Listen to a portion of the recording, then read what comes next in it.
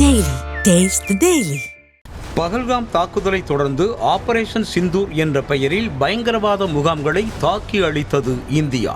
பயங்கரவாதிகளுக்கு ஆதரவாக பாகிஸ்தான் நடத்திய தாக்குதலையும் வெற்றிகரமாக தடுத்து நிறுத்தியது.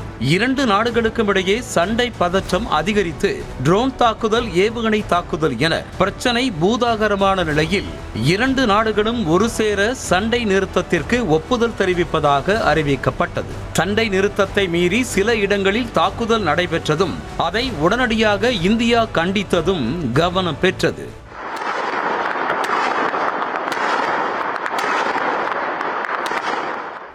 இதற்கு நடுவே இந்தியா பாகிஸ்தான் சண்டை நிறுத்தத்தை ஆதரித்து அமெரிக்க அதிபர் டொனால்ட் ட்ரம்ப் கருத்து தெரிவித்திருப்பது விமர்சனத்திற்குள்ளாகி இருக்கிறது.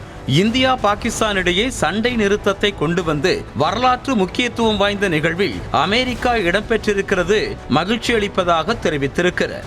இரு நாடுகளுடன் இணைந்து பணியாற்ற தயார் என்றும் அவர் தெரிவித்திருக்கிறார். அது மட்டுமில்லாமல் இரண்டு நாடுகளுக்கும் இடையே உள்ள 1000 ஆண்டு கால பிரச்சனைக்கு தீர்வு காண்பதில் பெருமைப்படுவதாகவும் தெரிவித்திருக்கிறார்.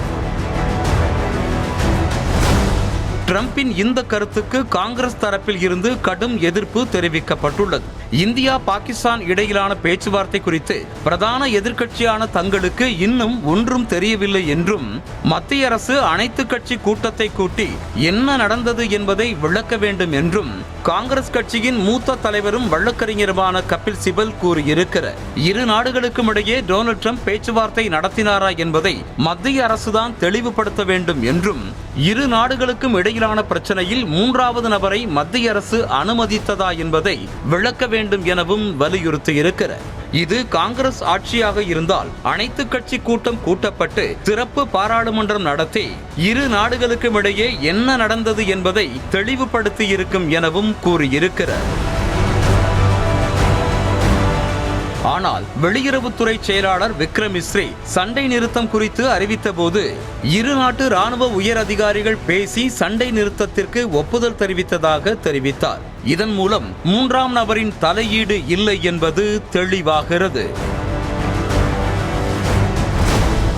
மூன்றாம் நபர் தலையீடு இல்லை என்று இந்தியாவை சொன்ன பிறகு சண்டை நிறுத்தத்தை அமெரிக்கா தான் செய்து வைத்தது என ட்ரம்ப் உரிமை கொள்வது எந்த விதத்தில் நியாயம் என்ற கேள்வியும் எழுப்பப்படுகிறது. இதுவரை நடந்த இந்தியா பாகிஸ்தான் பேச்சுவார்த்தைகள் அனைத்துமே நேரடி பேச்சுவார்த்தைகளாக மட்டுமே இருந்துள்ளன. மூன்றாம் நபர் மத்தியஸ்தம் செய்யும் நிகழ்வுகள் இந்தியா பாகிஸ்தான் இடையிலான பேச்சுவார்த்தைகளில் இருந்ததில்லை.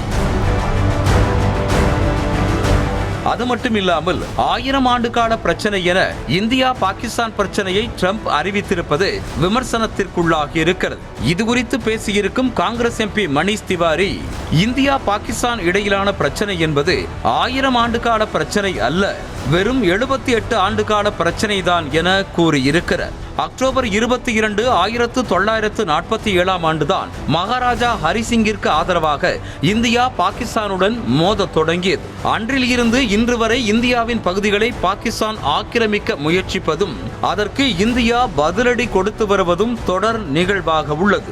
இந்த சிறிய விவரம் கூட தெரியாமல் ட்ரம்ப் பேசியிருக்கிறார் என மணீஷ் திவாரி கடுமையாக விமர்சித்திருக்கிறார்.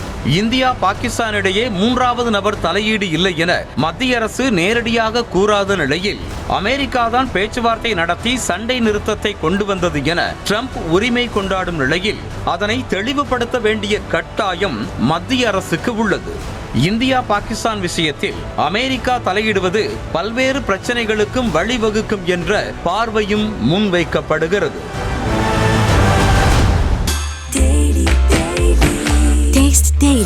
Taste the Daily.